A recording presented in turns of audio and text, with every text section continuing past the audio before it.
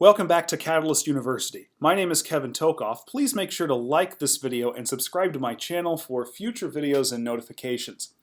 You guys have probably heard through word of mouth or seen in movies or even observed it directly in real life that if you have a flame, could be very, very small, and you pour gasoline on it or something like that, you get a huge ignition, a huge burst of flame, increase in size of the fire.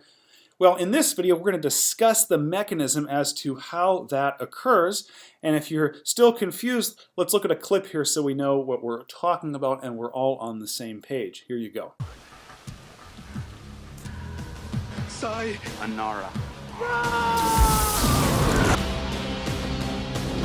So what you saw there was jet fuel. So jet fuel is basically, for our purposes here, to be as simple as possible, it's basically a type of gasoline. Okay, you got gasoline that you fill your car up with. If you're making a bonfire, we've done that several times at a friend's house. You pour the gasoline on the fire and it increases the size of the fire.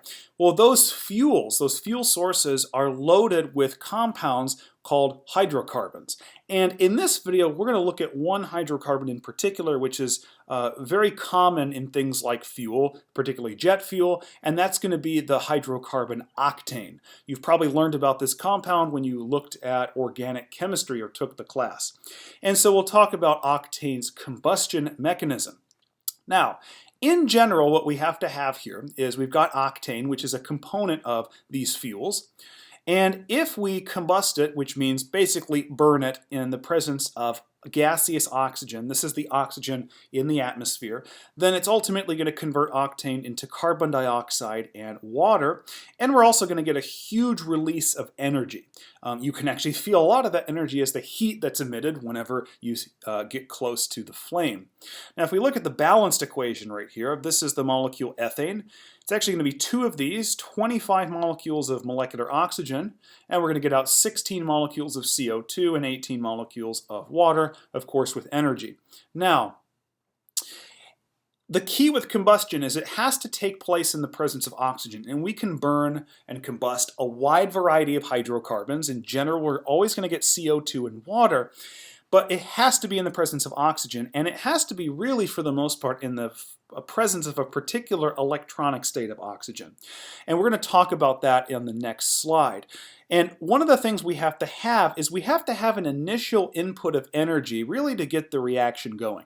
Now, if we want to start the flame, start the combustion, usually that's going to come from either very intense heat. In some cases, you can even do it with light, or you can have a pre-existing flame. And it turns out that that energy from the heat, the light, or a pre-existing flame is actually going to be used really to convert oxygen into a more electronically activated state.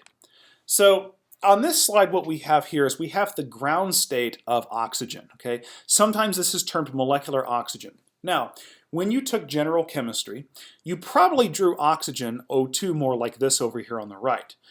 In fact, if you find oxygen normally in its lowest energy state or ground state, it's going to look more like this. And that's kind of confusing because when you looked at MO theory, or molecular orbital theory in general chemistry, MO theory predicts that oxygen would actually have a double bond. But actually in its ground state, it actually has a single bond between both oxygen atoms, and then notice each of these atoms actually has a lone electron. So actually, ground state oxygen is actually a free radical. Okay? In fact, some sources will actually term it a reactive oxidative species, mostly though when it's in its singlet state. So anytime you hear the term singlet oxygen, and if you read enough papers about things like heme or anything remotely related to ROS or reactive oxidative species, you'll hear the term singlet oxygen. They'll just throw it around. This is basically oxygen in its first excited state. Okay, meaning it's been activated and it can now do all sorts of reactions much more readily than it could in its ground state. If we look at this molecular orbital diagram right here, what we see in the ground state is that these two electrons right here, which are the ones in red right here, okay, they have exactly the same spin, and so they're more or less balanced. Okay, so they're lower energy electrons, and so they're not as readily available to react with things. But if we basically put in a bunch of energy. Light is enough to do this, although heat and fire, certainly, the heat from fire can do this. What we see is that this electron over here on the right, let's say, moves over here and flips spin states. You actually have to have that flip of spin states to fit those two electrons in the same orbital. And now it becomes unbalanced. Over here on the left in the ground state, we actually had two half-filled orbitals, which is very good. Here we have an empty orbital and a full orbital, which is actually not good in this case. And so that makes one of these electrons very susceptible to reaction, and that's what actually gives you the reactive capabilities of singlet oxygen. Okay, and so the key here is that to get from this ground state into the singlet excited state of oxygen, you have to provide some energy in order to do that conversion, and normally that is achieved by a pre-existing flame or extreme heat or light.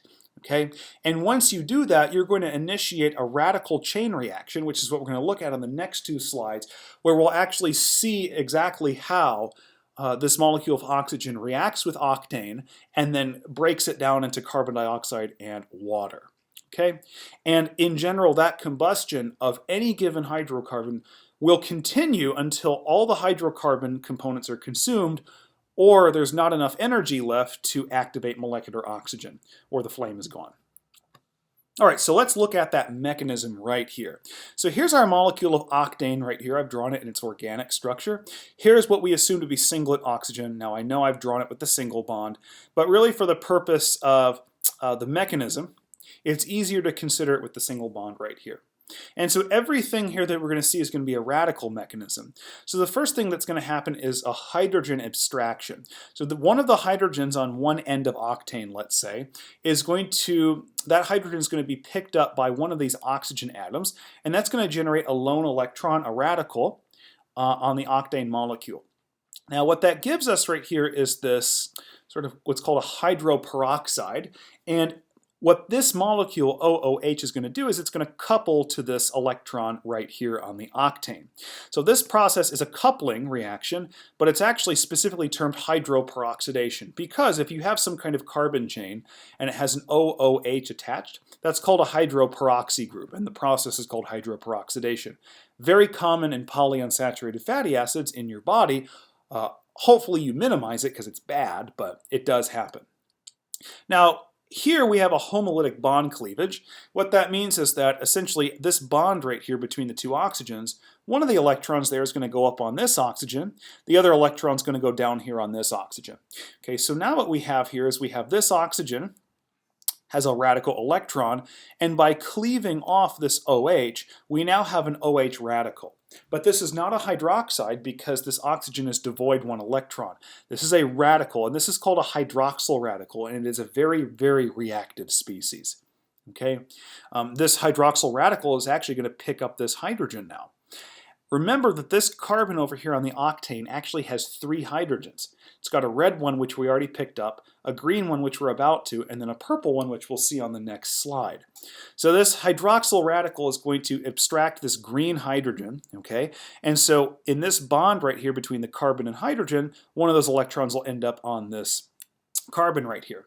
Okay, and that process is a hydrogen abstraction, and that actually generates one of our waters that we're going to see in the overall equation. All right. Now, we have here potentially another hydroperoxide. Okay. This is always possible to be generated from another octane molecule, because we don't just have one octane molecule, we have thousands, millions, maybe even billions if there's enough fuel.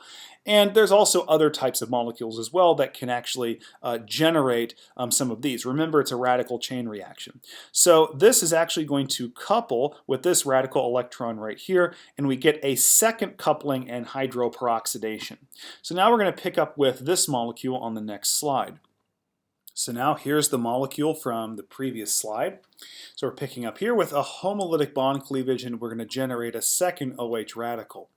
So this bond right here between these two oxygens in the hydroperoxy group, one of those electrons from that bond is going to end up on this oxygen, the other is going to end up on this oxygen. So now we've got a second oxygen right here attached to this carbon that is a radical oxygen. You can see the lone electron right here, and we've also generated a second hydroxy radical, or hydroxyl radical, that can actually now abstract this purple hydrogen. And that's what this is actually going to do right here in this next step. So you can see here the hydroxyl radical is going to pick up this hydrogen through a hydrogen abstraction. And then this one electron in this bond is going to end up on this carbon atom right here. And we get this molecule that's shown here. Now, first of all, this is going to generate another molecule of water. Okay, that's good. And now we have something here that can actually directly rearrange to form carbon dioxide. So it turns out that we have one radical right here, this electron, can actually form a double bond, actually form the pi bond with this radical electron right here. So that'll form a double bond between this carbon and this oxygen. Now, for the other double bond that's present in carbon dioxide, this bond between these two carbon atoms right here can actually homolytically cleave. One of the electrons will actually end up right here on this carbon, and it'll be present in this heptane radical down here. The other electron will actually form the pi bond with this radical electron from this oxygen up here. And so that will give us a pi bond, which is our double bond between this oxygen and this carbon. So that's going to give us two things. One, it gives us our molecule of carbon dioxide, okay? And we should have one carbon dioxide per carbon in every octane molecule that we're combusting. And then we're going to end up with a heptane radical, okay? And a very similar process is going to occur for every successive carbon chain that we get. So we'll first have a heptane, and then we'll have a hexane and a pentane, all the way down to a methane until finally we've completely combusted that particular hydrocarbon. And we're not going to go into that, but basically if you just follow the process very similar to this, you're actually going to be completely combusting these hydrocarbons, mostly into carbon dioxide and water. And don't forget the enormous amount of energy that's going to be released. It's a very exergonic and an exothermic process that we're going to have. And so that's actually going to be the heat that you feel when the flame is actually burning. Okay? So hopefully this somewhat complicated video answers everything you wanted to know about why these hydrocarbons actually combust. So really you have to have something to initiate the reaction. It could be heat or light or even a pre-existing flame such as the one on the guy's cigarette at the beginning of this video. That should be enough energy to at least induce a lot of these oxygen molecules to convert into their singlet excited states, which then allows propagation of the chain reaction at a much higher frequency than would be available at the ground state of oxygen. Okay? And then it's pretty much just an organic mechanism, and you can show how you would generate carbon dioxide and water. Alright, please make sure to like this video and subscribe to my channel for future videos and notifications. Thank you very much. Yippee-ki-yay.